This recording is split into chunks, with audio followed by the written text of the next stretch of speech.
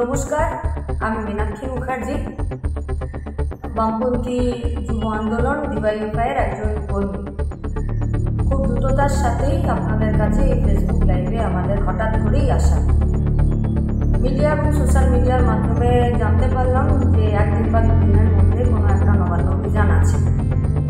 তৃণমূলের প্রাক্তন মন্ত্রী, বর্তমানে বিরোধী দলের নেতা, যিনি কিনা বিজেপিরও নেতা, তিনি কর্মসূচিকে সমর্থন করেছেন।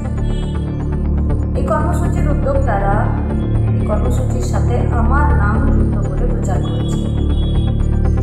একটি চরম অনৈতিক কাজ এবং জনমানুষের বিভ্রান্তি তৈরি করার জন্যই এই কাজ করেছে। এই অনৈতিক কাজকে আমরা আমাদের সংগঠনের পক্ষ থেকে, ডিওয়াইএফআই পক্ষ থেকে আমরা ধিক্কার জানাচ্ছি, প্রতিবাদ জানাচ্ছি।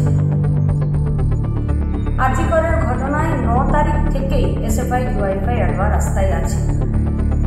আজকে গোটা রাজ্যের মানুষ, রাজ্য ছাড়িয়ে দেশ, দেশ ছাড়িয়ে বিদেশ, এবং গোটা রাজ্যের মা বোনেরা আজকে রাস্তায় নেমেছেন নির্যাতিতা দোষীদের শাস্তির দাবিতে, বিচারের দাবিতে, দুর্নীতির বিরুদ্ধে।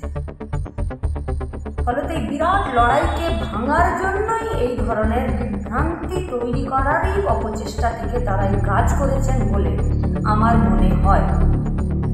এই কর্মসূচি সম্পর্কে আমি বা আমাদের ডিওয়াইএফআই এর বিস্তারিত কিচ্ছু জানা নেই, জানাটা কথাও না। আমি বা আমাদের সংগঠনের কেউ ডিওয়াইএফআই এর, এসএফআই, অ্যাডভা বা কোনো বামপন্থী সংগঠনের এই কর্মসূচির সাথে কোনো যোগাযোগ নেই। আরএসএস, বিএসপি, ছাত্র সমাজের ফাঁদে পা দেবেন না, আপনাদের কাছে আমাদের আবেদন। 27 তারিখ গোটা রাজ্যে, জেলায় জেলায়, এলাকায় এলাকায় এসএফআই, ডিওয়াইএফআই, অ্যাডভা আজিকরের নির্যাতিতা দোষীদের শাস্তির দাবিতে এবং বিচারের দাবিতে এবং অবশ্যই দুর্নীতির বিরুদ্ধে রাস্তায় থাকবে। এসএফআই, ডিওয়াইএফআই নেতৃত্বে যে আন্দোলন কর্মসূচি 27 তারিখ থাকবে, সেই কর্মসূচিতে অংশগ্রহণ করবেন।